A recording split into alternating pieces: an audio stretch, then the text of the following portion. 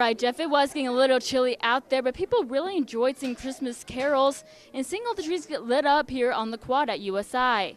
Now people are starting to step inside, get warmed up a little bit, enjoy some hot chocolate, make some Christmas cookies, and even get to sit on Santa's lap for some cute photos. Participants competed for first, second, and third places. Now these were determined by a panel of judges consisting of USI faculty and members of the community. Jeff, during construction this morning, workers struck oil outside the Business and Engineering Center here at USI. Now, excavating equipment spewed 50 barrels of oil into the air and into a nearby lake just located behind the Liberal Arts building. Now, as a precaution, USI officials have decided to cancel classes in the Liberal Arts building and has taken the campus radio station 95.7 The Spin off air. This isn't hazardous or anything, just want to do it as a precaution. Now, students will receive a rave alert once the all clear is given, so be sure to check those phones and emails if you're a student here at USI. We'll have more at 6 about a student protest about where the money's going to go, so check back with us at 6. I'm Ann Powell, 14 News. Hundreds of people gathered at Central Park today to remember the men and women who paid the ultimate price. For Lindsay Krister, today is her first Memorial Day serving in the Army after graduating from the Coast Guard Academy just days ago. She says the day now has a deeper significance. I learned a lot at the Academy about the long blue line, which is kind of just represents all the Coast Guardmen who have come before us. And I think that's kind of what it means to me now, is just being a part of that. As time goes by, the meaning of Memorial Day can change. When Colonel Jim Smith retired from the Army, he says the day now serves as a reminder.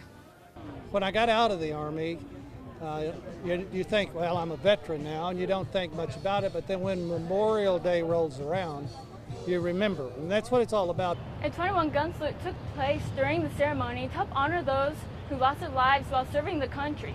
Service branch members from the military placed these wreaths by the War Memorial to help honor those who died while serving the nation. For Krister's partner, Mason Snuggs, Memorial Day reminds him of why he serves. Getting to be part of the ceremony just kind of reminds me of why I decided to serve in the first place. Just getting to see all the people come out and watch the ceremony, be part of it, and seeing everybody stand up and honor those people who have fallen and who have been prisoners of war and those who are serving now. It just really reminds us of why we decided to serve in the first place. Remembering and celebrating those who gave their lives fighting for the nation. In Henderson, Ann Powell, 14 News. Severe storms rolled through the tri-state today, snapping trees and causing traffic problems. In Chandler, a tree fell on power lines, causing residents along South State Street near Thorpe Lane to lose power. When we got to the scene, Beckton already closed the road and started removing the tree. Even with the rain, residents came out to watch them work. I heard the generator trying to turn back on, but I didn't hear the tree. It was just rain, so yeah, that was my little sister. It entertains her for a little bit. At first, Vectron did not know when the power would be restored. The storms also blew over a semi, closing the southbound lane of 41 north of Baseline by the NDOT building. Indiana State Police Sergeant Todd Ringel says this should be a reminder to other drivers. A strong reminder that people need to drive responsibly during adverse weather. Responding to this crash, I had to drive through a lot of high water. It was very windy and so forth. So anytime a storm rolls through, people need to slow down.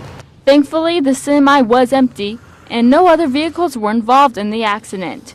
The two drivers of the semi were transported to a local hospital for minor injuries. In Evansville, Ann Powell, 14 News. Teachers, families, and pre-K students gathered to celebrate graduation day at Easter Seals Rehabilitation Center. The preschool program at Easter Seals helps 3 to 5-year-olds with disabilities or delays work on developmental skills to get them ready for school. This morning, parents were able to see the progress their kids have made throughout the school year. Although it is an exciting time for parents, it is bittersweet for teachers. Our teachers are very attached to their students, and it's great to celebrate those those accomplishments, and it's sad to see them go. Students were able to celebrate today with bubbles and got to take home their very own graduation certificate. In Evansville, Ann Powell, 14 News. The city of Henderson has stepped in to help repair Spring Garden Cemetery after it was vandalized last week. It's a horrible thing, a deliberate act of just really sheer meanness. The city's War Memorial Foundation has set up a fund to help fix the damaged tombstones. Spring Garden Cemetery was getting brought back to life until last week. Vandals have gone into the cemetery, which is gated, so they got in there by hook or by crook, I guess, and they actually broke many of the headstones in half and just left them. One of the tombstones heavily damaged belonged to Lieutenant Colonel Samuel Hopkins, Jr., a Revolutionary War officer and the founder of Henderson. In Henderson, Ann Powell, 14 News.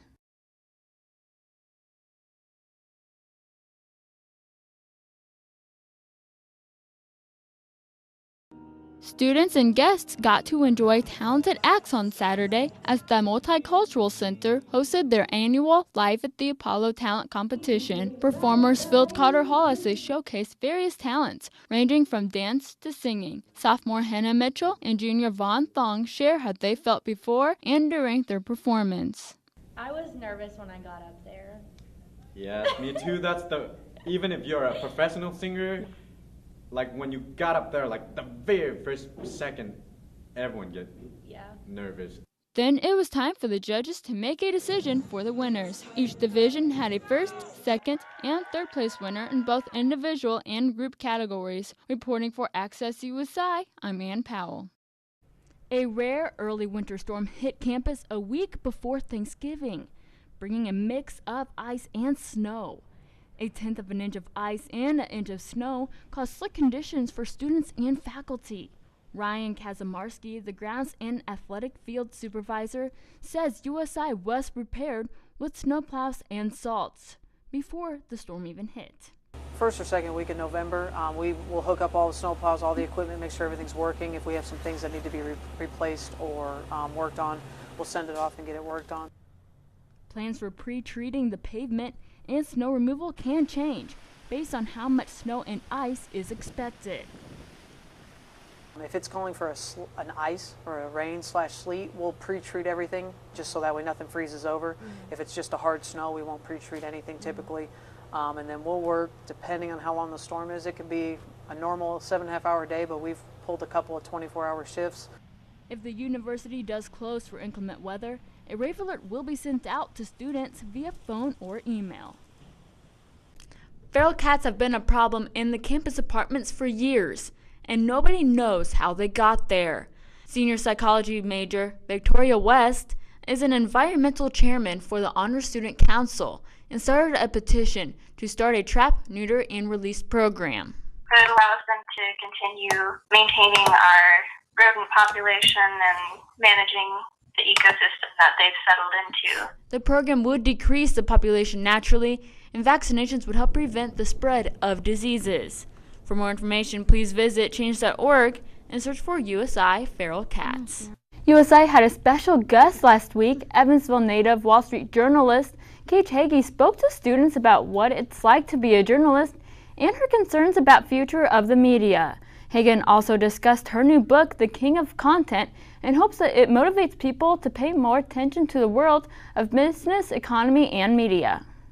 It's that time of year again to think about meeting with your academic advisor. Before meeting with your advisor, it's important to review your degree audit on DegreeWorks through MyUSI. The name of your advisor can be found on the top of your audit. To make sure you make an appointment and for more information, please call your advising office. Priority registration begins November 5th, and a registration calendar can be found at usi.edu/registrar. A staff member from the USI family has passed away. Art and Design Department Administrative Assistant Virginia Thomas passed away on November 18th. Thomas had been with the Art and Design Department since 2002. Her life and legacy will be remembered, and Access USI staff members send our condolences to her family during this tragic time. The Screaming Eagles Pack is almost completely done with renovations. Kelsey Miller has more details on the impact it will make here at USI. If you need a quiet place to study for finals, the library has special hours starting tonight. It's now open until 2 a.m. and the lower level is now open from 8 until midnight. Academic Skills also has different hours and even a special event for students. Next Wednesday is Don't Wing It Day, where students can come to Academic Skills in the morning at 11:45 and get free wings from Buffalo Wild Wings. Supplies is limited. Their special hours are listed on your screen. For more information about Don't Wing It Day or their special hours, please go to Academic Skills. And if you have a disability of any kind, don't forget to register for your finals at the Disability Office. Please go to usi.edu/disabilities. Students can share their opinions about the election at tomorrow's civil discussion and debate. Tomorrow's debate will be moderated by Dr. Matt Hanka, an associate professor of political science. The event takes place tomorrow evening at 6 in the Wright Administration Building in Forum 2. The debate is free and open to the public.